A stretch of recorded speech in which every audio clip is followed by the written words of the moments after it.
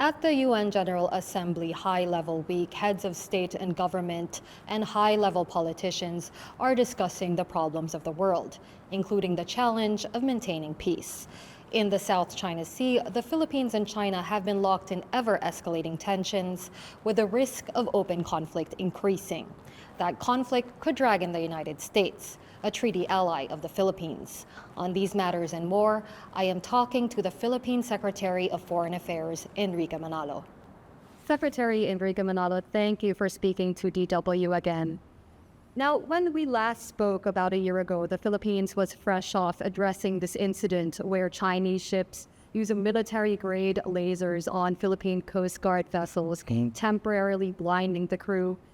Now, it seems that since then, tensions have only escalated despite diplomatic efforts. Do you share this assessment that things appear to be getting worse? Well, I would say that tensions are a bit higher now than they were since we last met, because since the laser incident, we have experienced a number of other incidents in the same area. These have taken the form of water cannoning, and even recently, in the last few months, there were incidents of actual ramming, and with one person at least being injured. So certainly, tensions have escalated in that area relative to the last time that we met.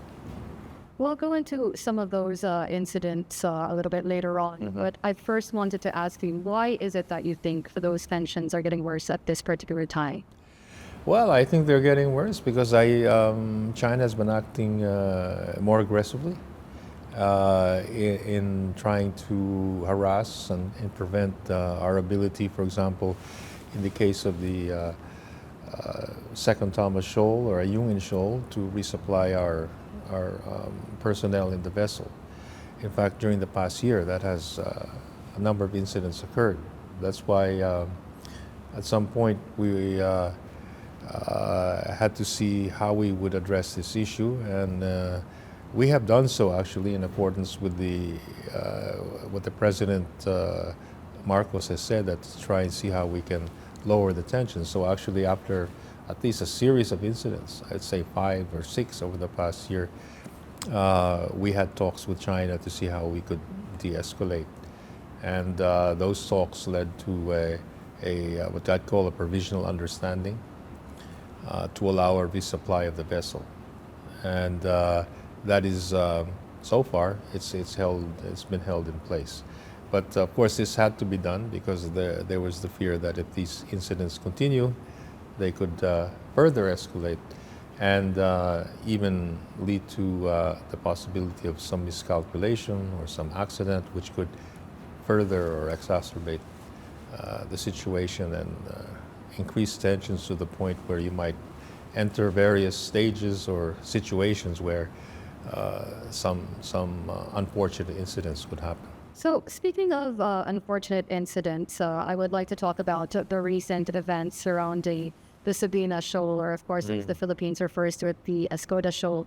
Now, it seems that it's the latest flashpoint in these South China Sea tensions.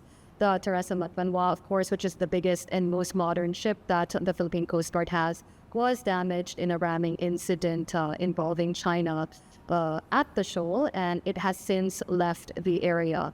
Are you worried about the ability of the Philippines to maintain a presence there? Well, the Philippines has always maintained and still maintain that we will have a presence there. And the fact that the ship withdrew doesn't necessarily negate that assertion. The vessel there was damaged. It was rammed, and our personnel there were running out of supplies, so they had to be resupplied. Unfortunately, our resupply ships were unable to come through, so the vessel had to leave. But that doesn't necessarily mean that we have given up our rights to have a presence in the shoal. And I think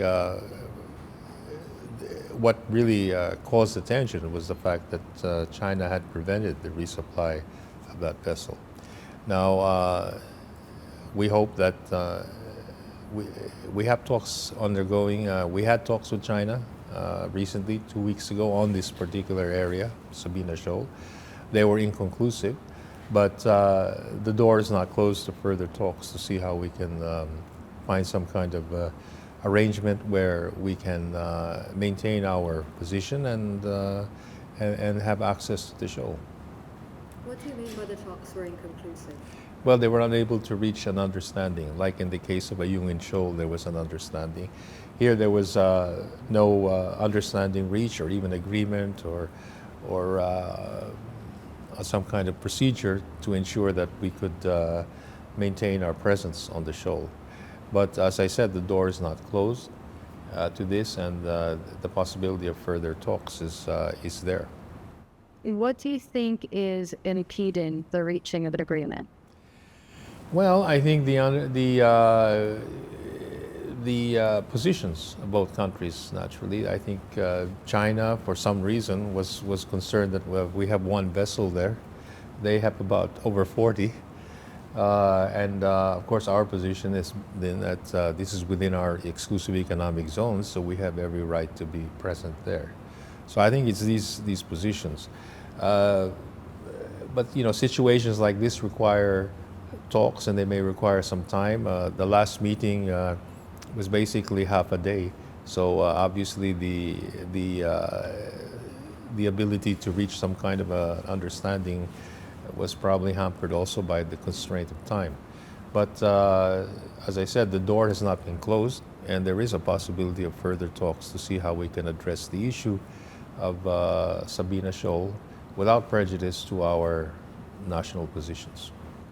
You've pointed out the number of ships in the area, Chinese ships around Sabina Shoal. Are you worried that it will come to a scenario where Chinese ships swarm the shoal and block access for Philippine ships? Well, that is of course a concern. That's why we are open to talks to see how we can address that particular issue. We wish still to have access to the shoal, a presence there, and naturally any kind of obstruction or prevention of doing so would certainly be against our interest. So we are open to talks to see how we can resolve that. Some experts say that if China choked off the Sabina Shoal, it could effectively cut off the Philippines' maritime trade with the rest of Asia and even elsewhere. Do you have that worry? Well, I've not really heard of that hypothesis. I think the South China Sea is quite large, the Pacific Sea.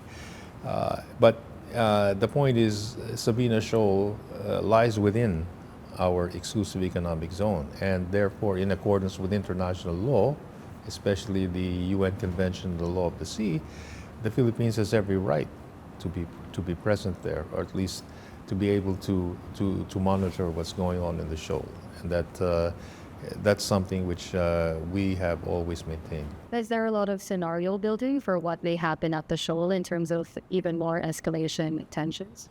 Well, we certainly don't want it to escalate.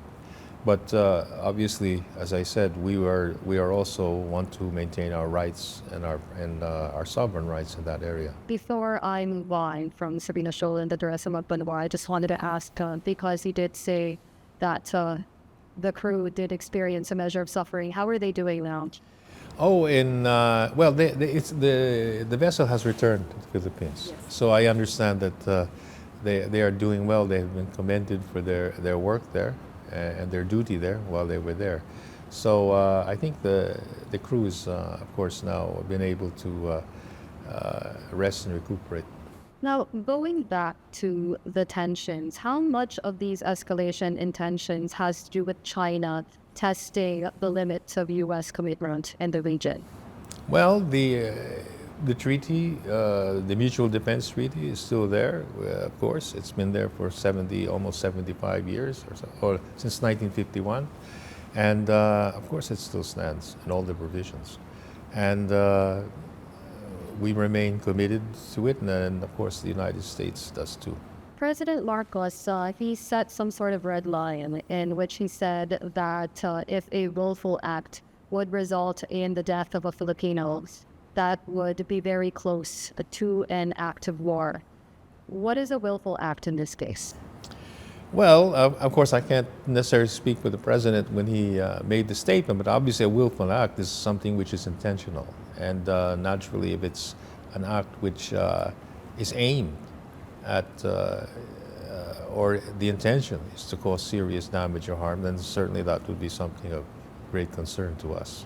There are occasions where you have to distinguish the act and the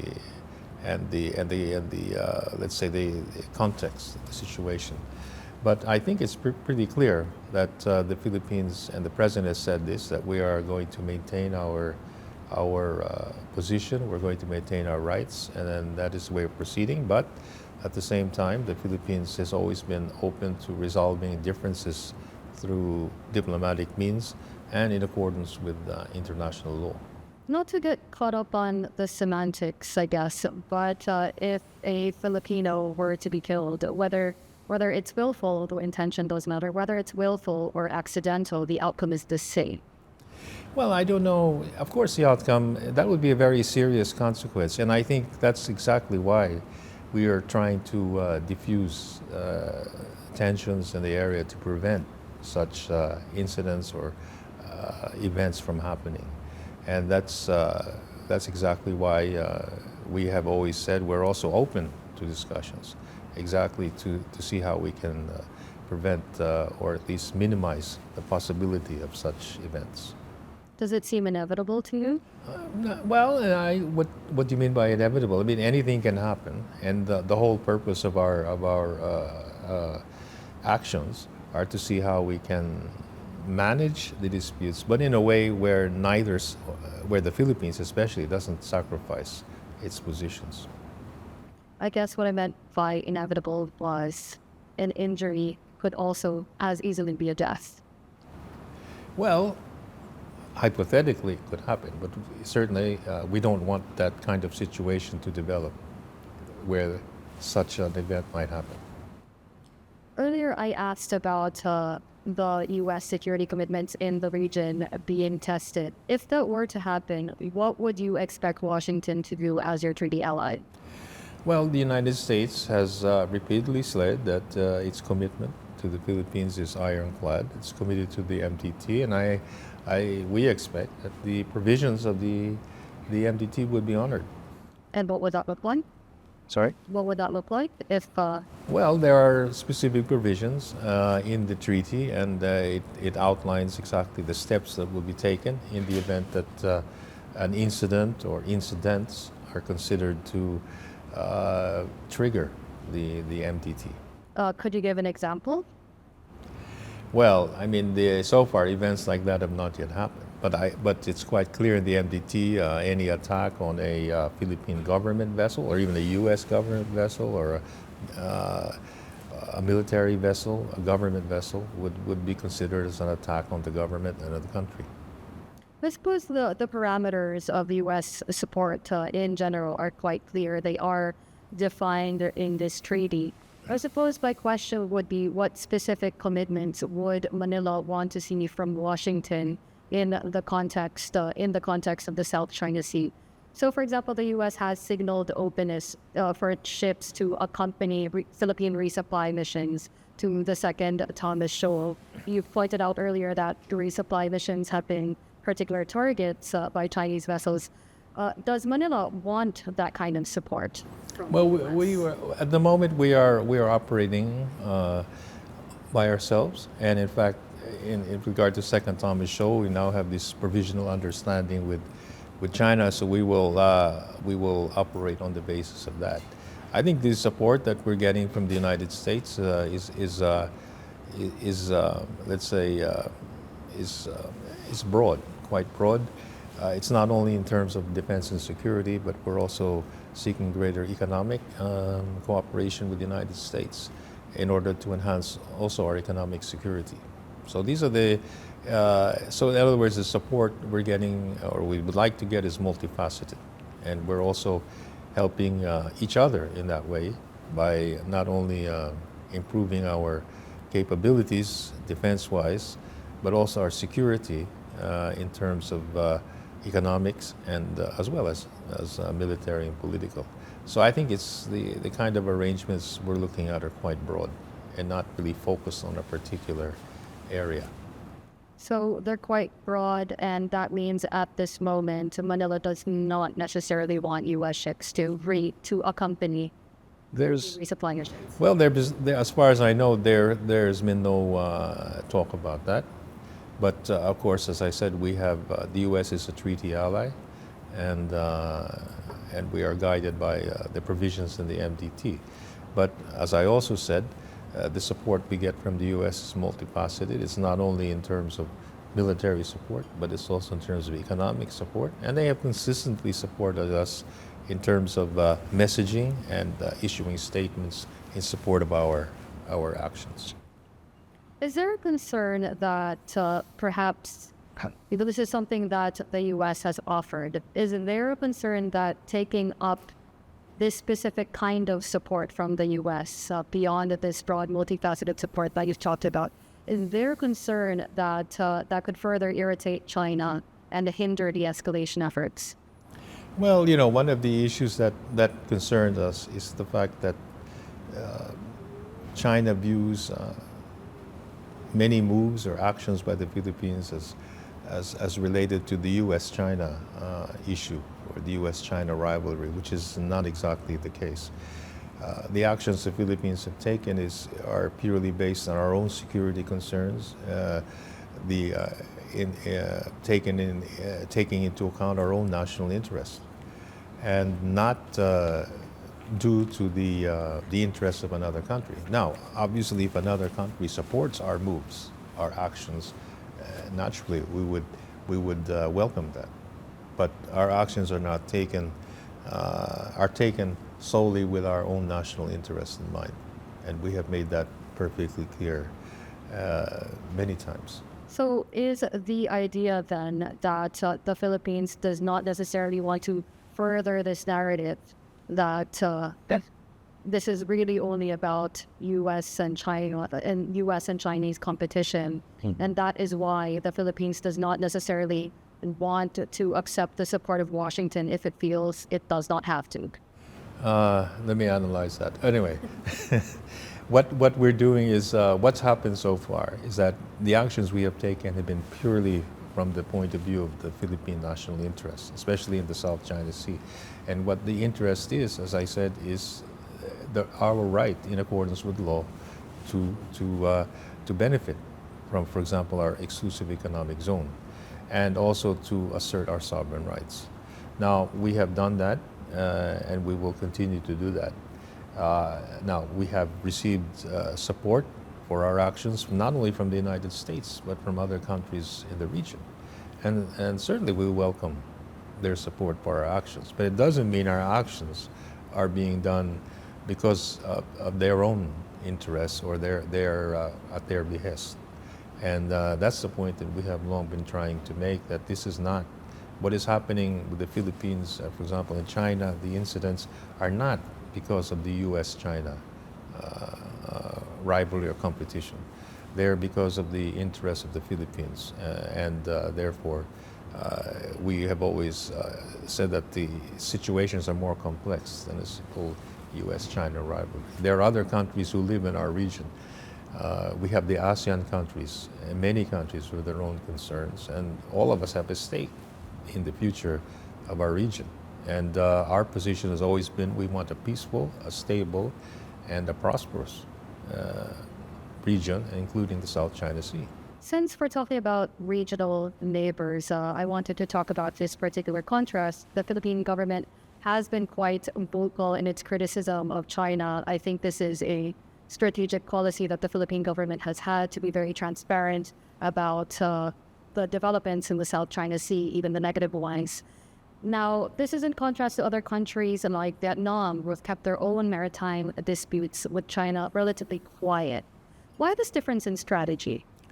Well, I really can't speak for the other countries. I suppose they have their own calculations, their own strategic concerns, their own methods of dealing with China, and of course, different issues.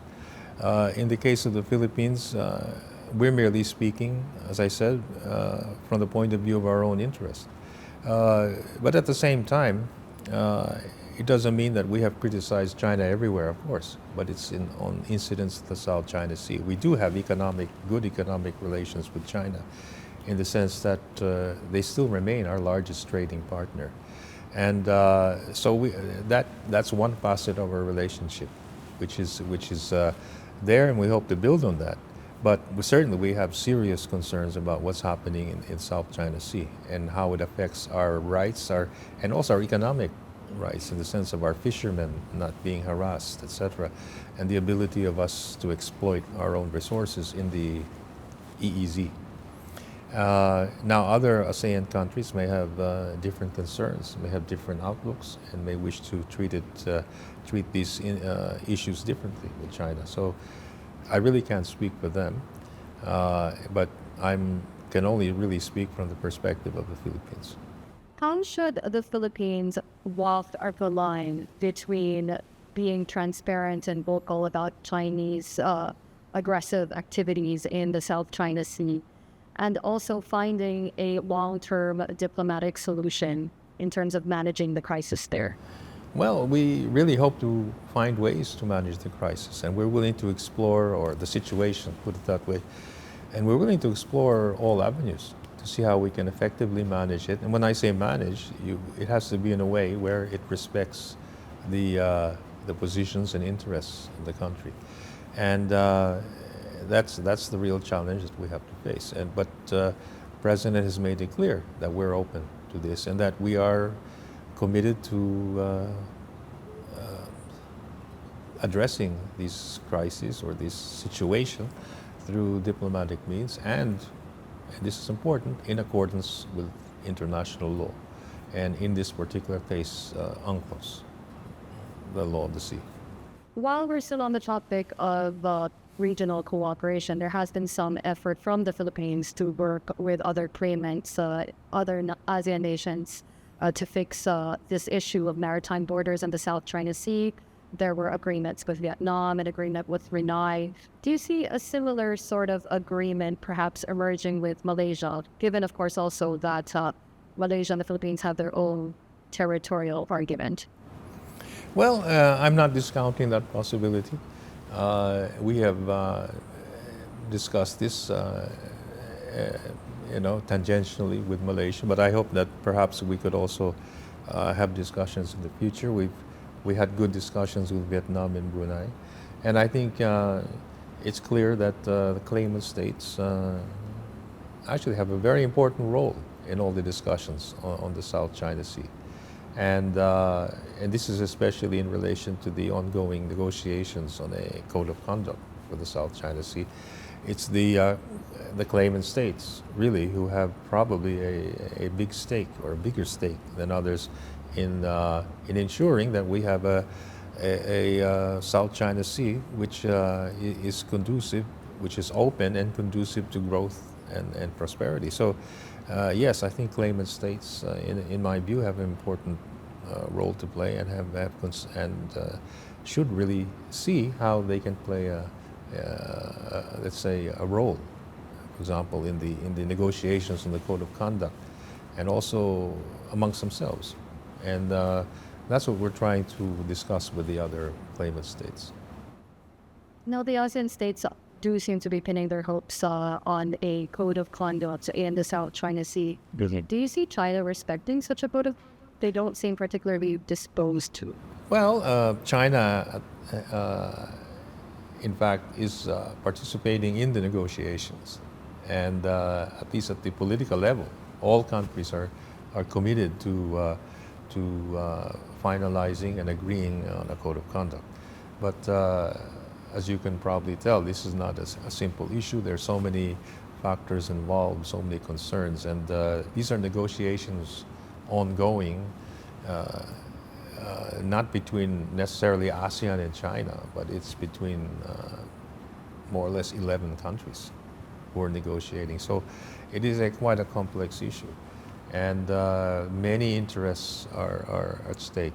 So I suppose that's one of the reasons why it's been taking some time to negotiate the code.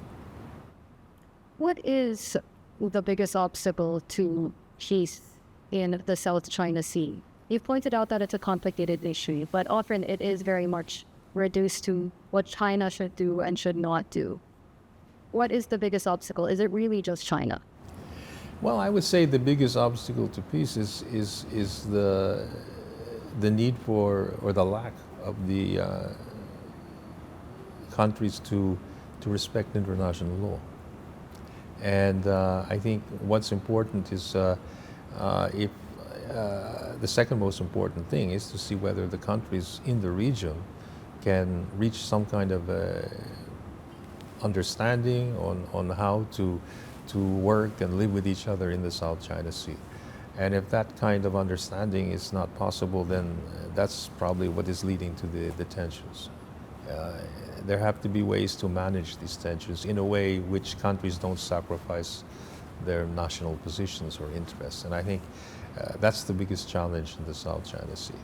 And as long as we're unable to achieve that, then I think we'll be facing situations that we're in now, where you might have increasing tensions, etc. So the real need is to see how countries can manage these disputes in a way where they don't sacrifice their interests. Is this a solvable challenge towards really a sustained long-term solution for peace in the South China Sea, or are we going to see countries move from provisional agreement to provisional agreement? Well, difficult to say, but what's sustained is we shouldn't give up our hopes and our ability to find ways to manage these tensions and disputes in a way that we can all benefit from our own needs, for our own needs and the needs of our people. And ultimately, this would be economic needs and political security.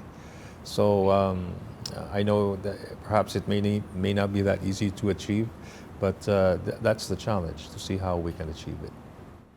Okay, final question. Secretary Manalo until that her time is up. But do you have any sources of optimism as you go into talks with China? Well, we're always optimistic in the sense that we hope that there might be ways forward. And as I said, what the Philippines wants is merely for China, for example, to respect our needs, to respect our concerns. And we're always open to seeing how we can reach some kind of understanding, but not at the expense of our sovereign rights and our national concerns and positions. Thank you very much, Secretary Enrique Manalo. Thank you.